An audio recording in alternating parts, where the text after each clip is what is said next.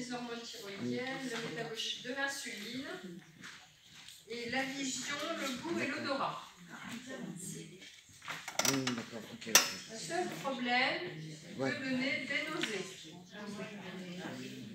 Donc, à ce moment-là, on conseille de le prendre plutôt au repas. Et alors, mon fils me dit que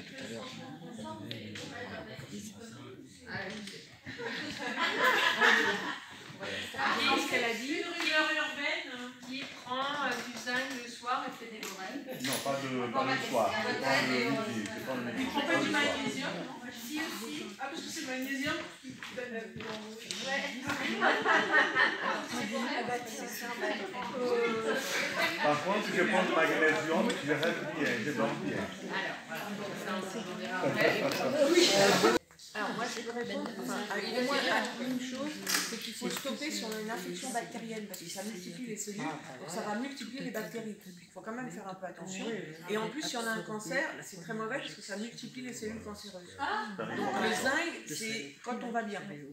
Et en plus, faire gaffe. la maladie Sûr que c'est d'Alzheimer, on a constaté que le cerveau des personnes atteintes avait un fort taux de zinc. Donc le zinc, et après,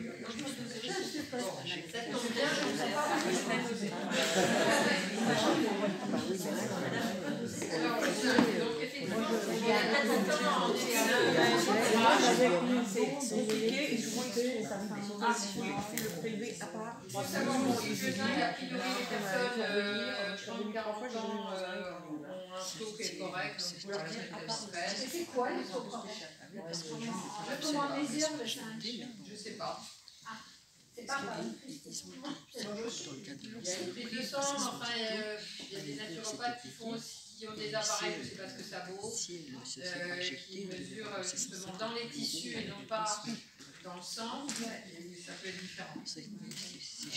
Alors sinon, les compléments, c'est surtout le 10 glycinate de zinc, qui est en général en 10 ou 15 mg.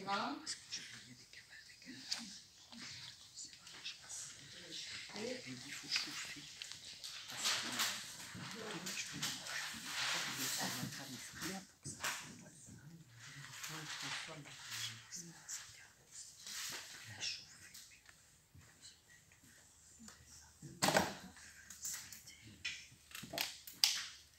Et en cas d'infection, on peut multiplier par 3, donc on peut aller jusqu'à 45 mg. Alors si c'est viral, Voilà. Infection. oui. Même pas été malade, tu crois. On peut prendre du zinc. Là, c'est telle infection bactérienne. Bon, c'est surtout pour les végétariens, hein, parce qu'ils manquent de zinc. C'est mon cas. Les femmes enceintes, les gros buveurs d'alcool et les gens âgés, parce que le taux d'absorption il diminue avec l'âge. Donc alors attends, je remets. Après 60 ans, les végétariens, les diabétiques, les femmes enceintes et les gros buveurs d'alcool. Eux, ils ont un zinc vraiment très très bas. Il manque du zinc. Alcool. Les femmes enceintes, les diabétiques, les végétariens. Alors, parce que bon, ils ont pas. À ce moment-là, les végétariens, s'ils mangent du fromage, ça va. S'ils n'en mangent pas, ils ont un problème de zinc. Pourquoi il y a du zinc dans le fromage? Surtout dans le morbier, je crois. T'as un conflit d'intérêt avec le jeu?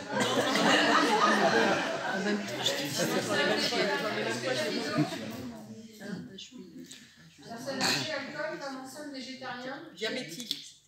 Diabétique.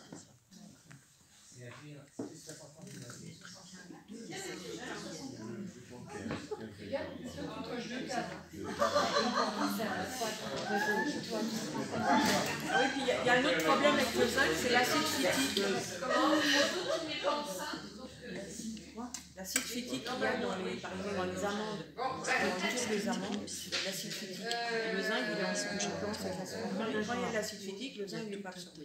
Donc en fait, il faut faire tremper ces graines, ces céréales, ces amandes avant et enlever. Souvent, les naturopathes, elles disent ça. Il ne faut pas manger l'amande, ce qu'il y a autour.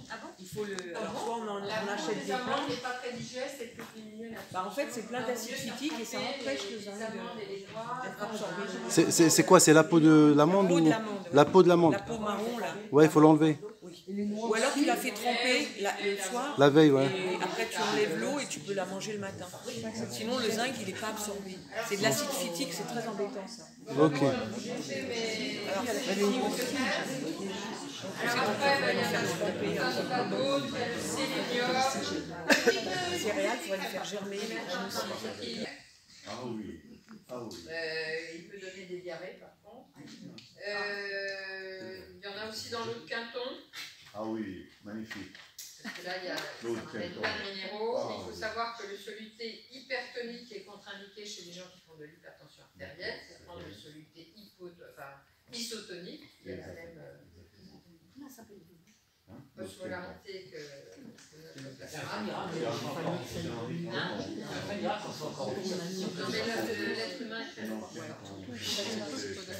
Magnésium, vous pouvez mettre du curcuma aussi dans l'alimentation en l'associant au poivre noir, qui sont complémentaires, curcuma et liquérine.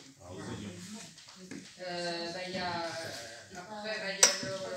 On va le retenir après, il y en a encore d'autres. Enfin, alors, le quatrième mousquetaire, c'est la N-acétylcystéine. De NAC, qui est le précurseur du glutathion. Certaines personnes préfèrent prendre du glutathion, d'autres de la NAC. Voilà. Il semble que la NAC est mieux absorbée que le glutathion. Après, voilà, N, A, C, cystéine. Alors, ça, c'est quoi? L'acétylcystéine, c'est un antioxydant aussi puissant. Et il est hépatoprotecteur, élimine les toxines du foie. D'ailleurs, il est anti-inflammatoire, anti-maladies dégénératives, Alzheimer, Parkinson et maladies psychiatriques, dépression, bipolarité, schizophrénie, cicatrisant aussi dans le collier.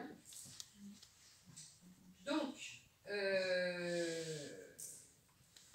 il est d'ailleurs utilisé dans les surdosages au paracétamol qui fatiguent le foie, ou les gens qui veulent faire une TS, une tentative de suicide au paracétamol, on leur met des perfusions de N-acétylcystéine pour régénérer leur foie, de même dans les hépatites B ou les stéatoses. Les stéatoses, c'est les gens qui ont un foie gras, les obèses ou les gens qui ont eu une très mauvaise alimentation. Vous avez le laboratoire qu'on fait digérer. Oui.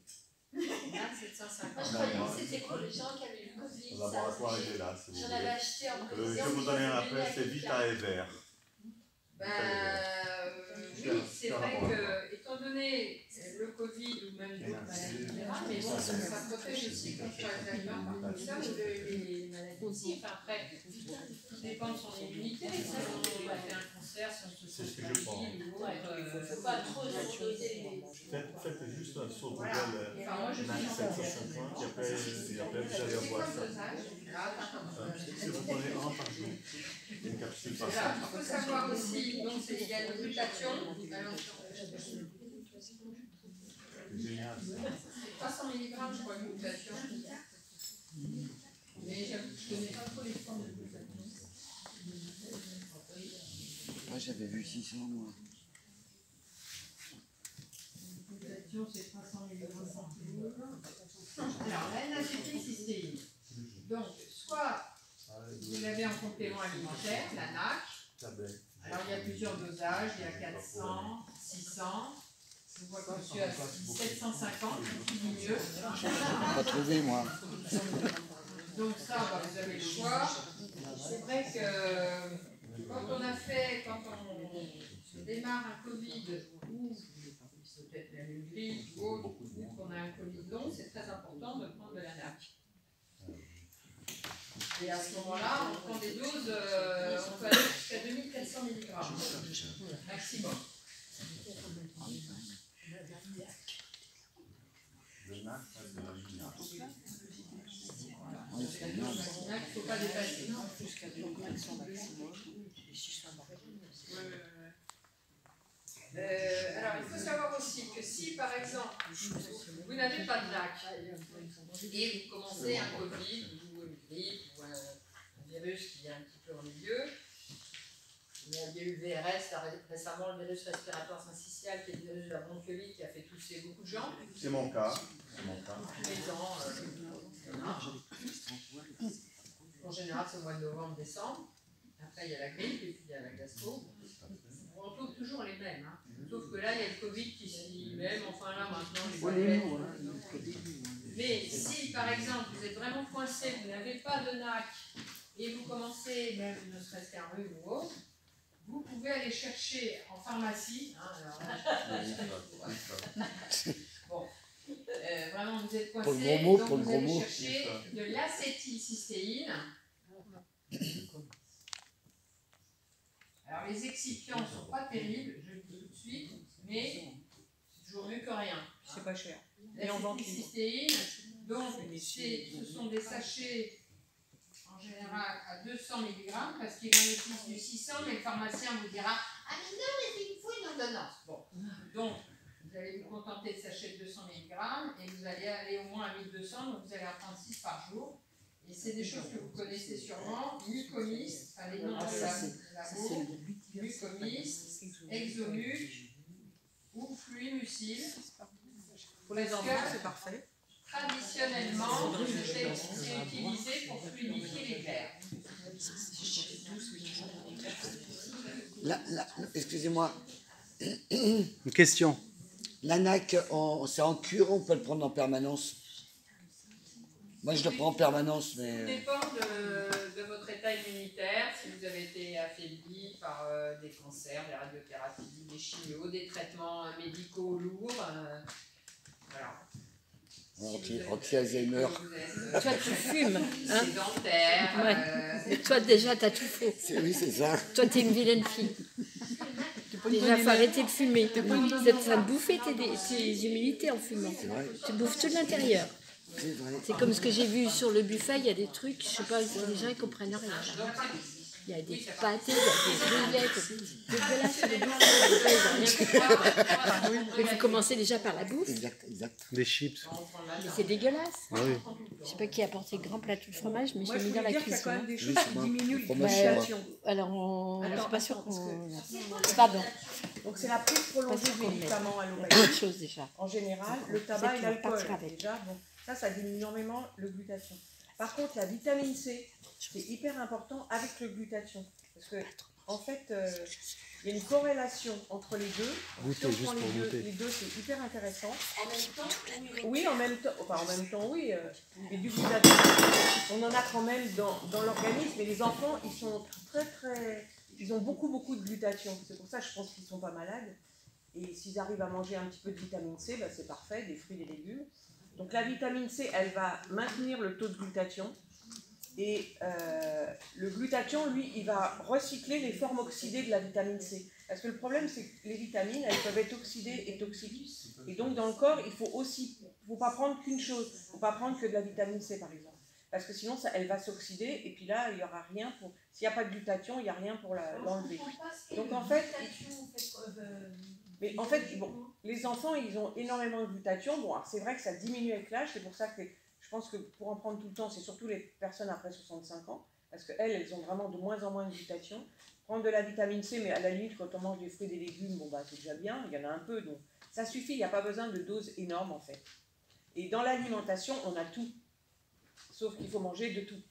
Si tu commences à manger que certaines choses, voilà, si tu manges beaucoup de légumes variés et de fruits variés, bah, il y a de la vitamine C, il y a du glutathion, il y a du sélénium, il y a de la vitamine E. En fait, il y a tout dans... Et moi, je mange beaucoup de graines germées, c'est bon ça? Voilà, mais il ne faut graines pas à manger germer. que ça. Oui. Parce qu'en fait, il faut... Varié. Dans les œufs, il y a tellement de choses qui sont en fait des cofacteurs. Donc, il faut plein de cofacteurs pour que ça marche bien. Donc, il faut des petites doses de plein d'autres choses. C'est pour ça qu'en mangeant varié, on a déjà énormément de choses. Et cru aussi pour avoir une vitamine. Oui, tout à fait. Bah, on dit bien que quand on cuit, ça diminue. Hein. Dans l'alimentation, il y a l'ail, l'oignon, voilà, les échalotes, tout le chou, les crucifères, un peu viande et poisson. Mais ça, j'en reviendrai après. Cru, par contre, cru quand c'est bio. Hein. C'est pas bio, c'est pas... Les graines, les noix, les amandes. Ouais, mais des bons Voilà. Parce que pesticides, il y a partout. Hein. On n'aura Malheureusement. jamais une alimentation 100% bio. Bah oui, il y a des pesticides partout. Faut enlever la peau, faut enlever. La nappe phréatique, elle est pourrie. Hein. Juste pour insister sur la question, mais vous avez plus pris des fruits et légumes de rigoler, si vous n'avez même pas acheté un paquet de noix, les gens avec des complètement frelatés avec un gluten CMO. On a un autre antioxydant, c'est la quercétine. Il y a un composé organique flavonoïde, antioxydant, anti-inflammatoire, immunostimulant. Antihistaminique pour les allergiques. Anti-allergique, surtout si on peut l'associer à la bromélaïne.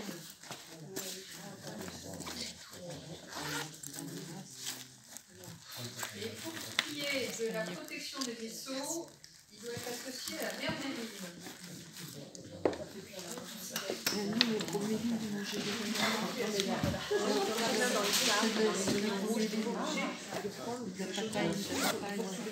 Dans l'alimentation. Il y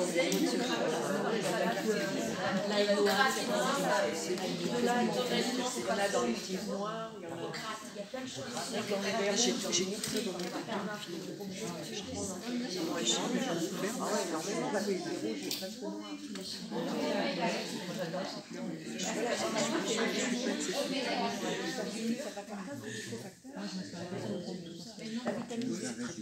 Une petite conférence pour comment renforcer l'immunité et comment se protéger. Tout simplement. Avec des vitamines. Et surtout, bien manger. Des produits sains.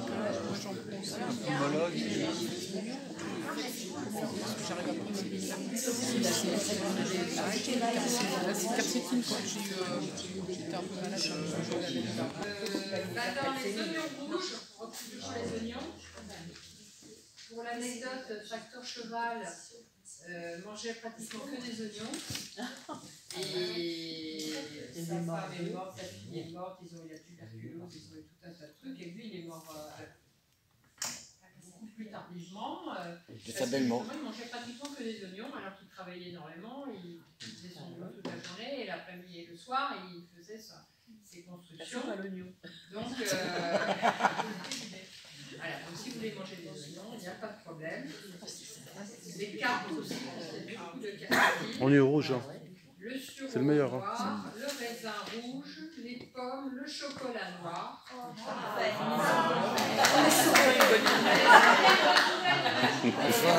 Enfin.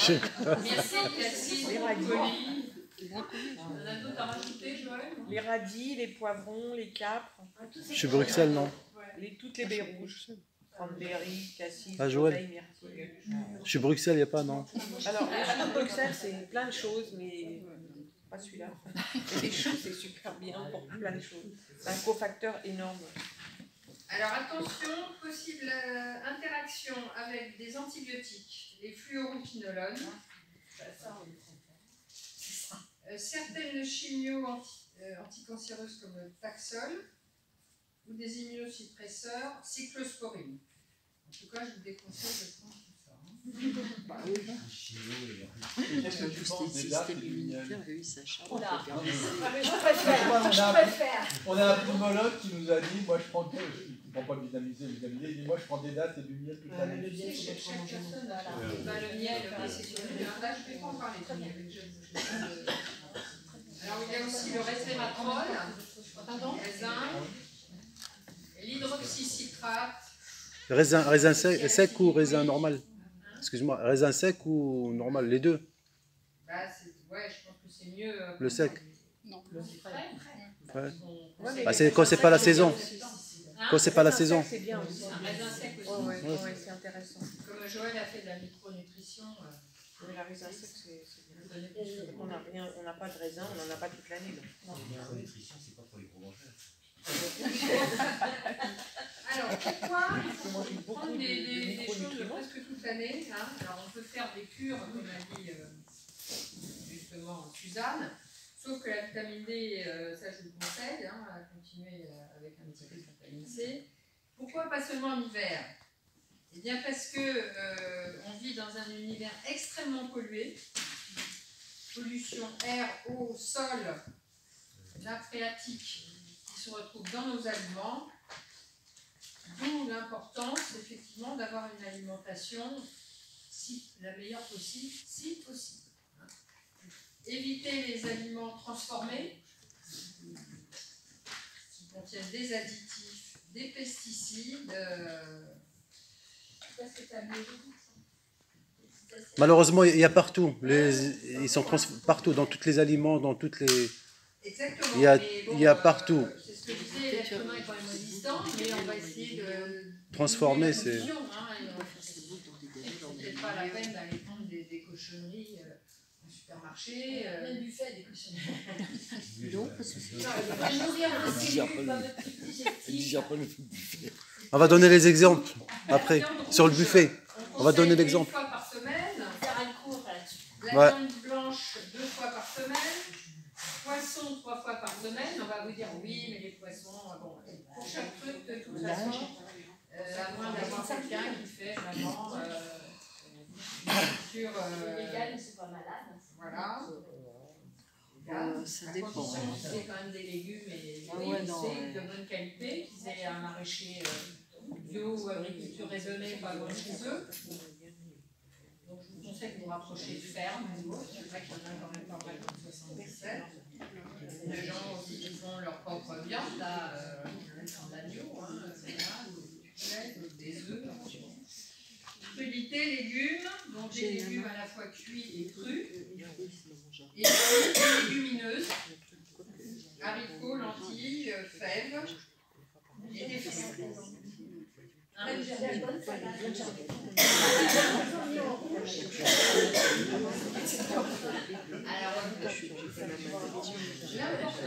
l'importance du microbiote, on a parlé, justement tu disais qu'il y a des barrières, c'est des barrières, mais les barrières c'est justement dû à l'équilibre de la flore, parce qu'on a des microbes partout, on en a dans la bouche, dans la gorge, dans les intestins, entre autres, dans le vagin aussi, et donc pas chez les hommes. Et donc, il faut un bon équilibre. C'est-à-dire qu'il faut un équilibre entre les suffisamment de bons microbes qui soient gentils et qui fassent un petit peu le ménage pour dire aux mauvais de rester tranquille.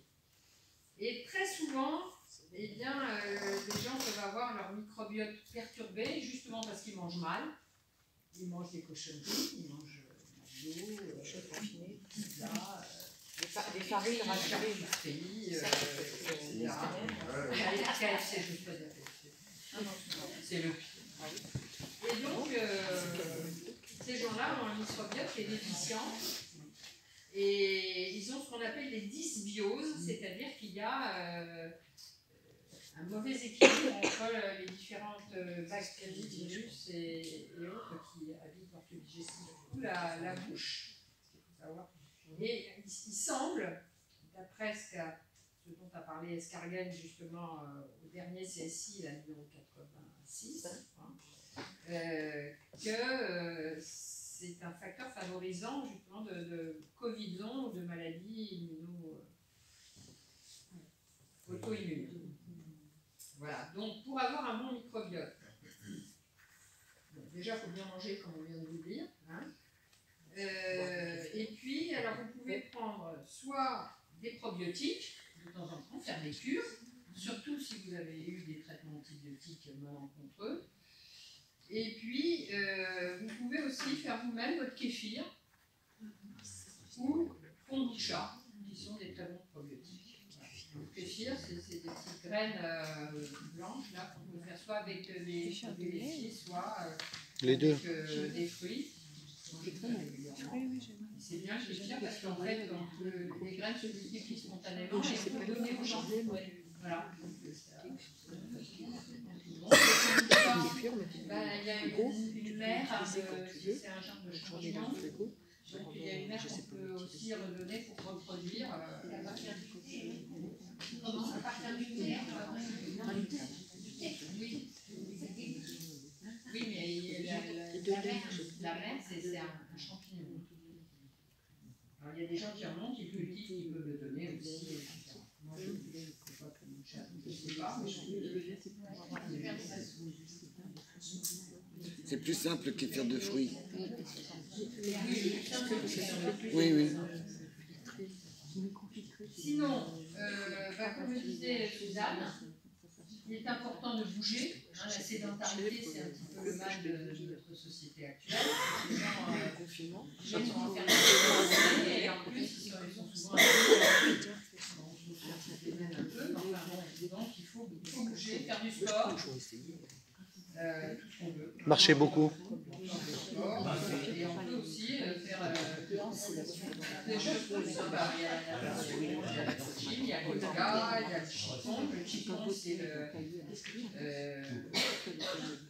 le sport chez les Chinois. Le tai chi, c'est un qigong qui est sous une forme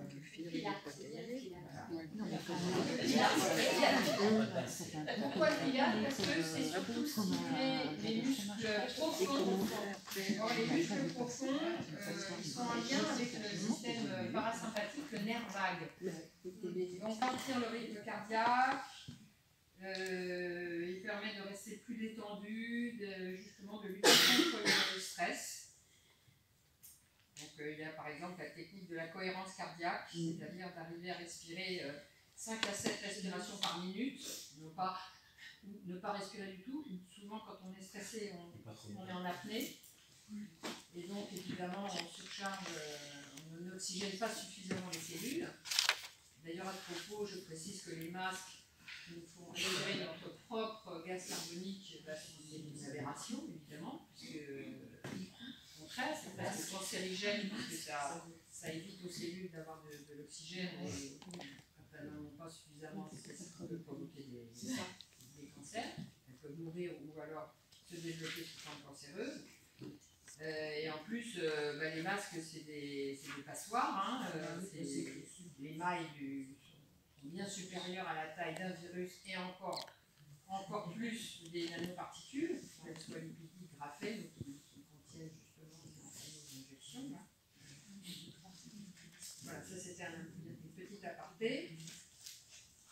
Il y a aussi autre chose que je voulais parler des plastiques. Je voulais parler un petit peu des plastiques, parce qu'on est de plus en plus envahi par les plastiques. Alors il y a 7 familles de plastiques, je ne vais pas vous les détailler, hein, il y en a plein. Enfin, en gros, le plus mauvais c'est le numéro 3, le PVC, mais il y en a partout en fait des plastiques. On en a partout, donc c'est très difficile de toute façon de vivre sans plastique parce qu'on en consomme quotidiennement. Hein. Il y en a aussi sur les revêtements de sol, sur des résines, sur des...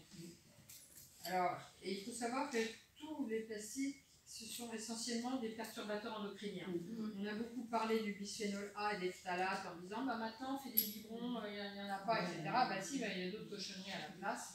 Donc préférez le verre pour tout, pour conserver les aliments, pour les contenants, etc.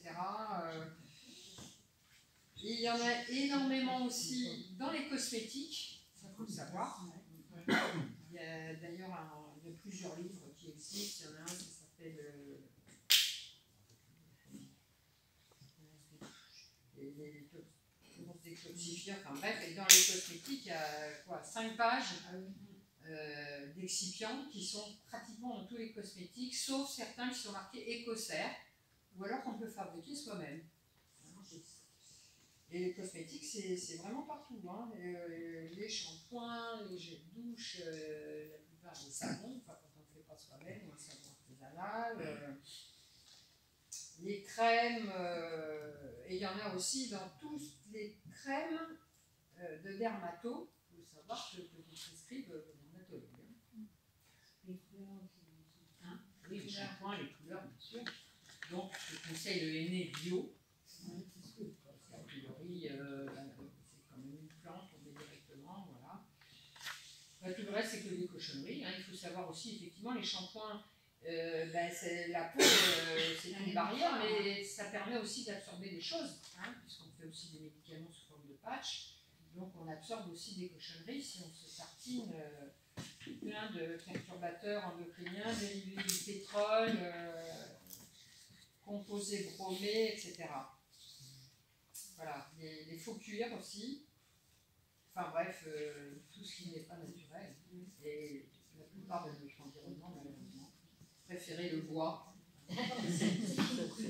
Et excuse-moi, le pot d'argile, un petit mot sur l'argile, on va dire. Alors l'argile, moi je ne suis pas spécialiste. Je sais qu'il y en a. Je pense que l'argile c'est une bonne chose. Si ça ne vient pas d'une terre trop polluée par les nappes phréatiques. Parce que pas à côté d'un champ qui met des tonnes de pesticides. Parce qu'avant, les gens ils gardaient les aliments dans même l'eau, ils le gardaient dans les pots d'argile. Il absorbe tous les métaux, par exemple, dans l'eau. Pendant 48 heures avant de la boire, on la garde dans l'argile, après on la boit. Et ça absorbe tous les métaux, on va dire. C'est sûr, ça je suis d'accord avec toi. Dans le truc d'eau, là, Uberkelef, il y a de l'argile dedans. Il y a de la céramique, de l'argile, il y a du charbon, il y a... Ah oui, il y a tout ça. Ouais. Ça filtre. On peut mettre aussi du charbon de bois de bambou.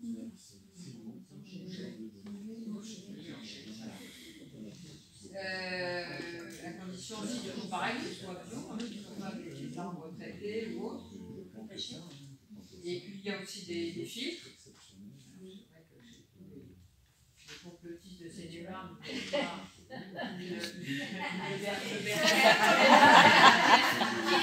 Tu rentres chez les gens, tu vois tout de suite s'ils sont complotistes. J'ai un destillateur. Bien. Ouais. Eh bien, le soir, je mets 4 litres d'eau. Pendant la nuit, il va distiller toute la goutte d'eau qui va être complètement nettoyée. Filtré, ouais. Et après, je la mets dans des cruches spéciales. Tu peux faire de l'argent colloïdal. Avec ton eau pure.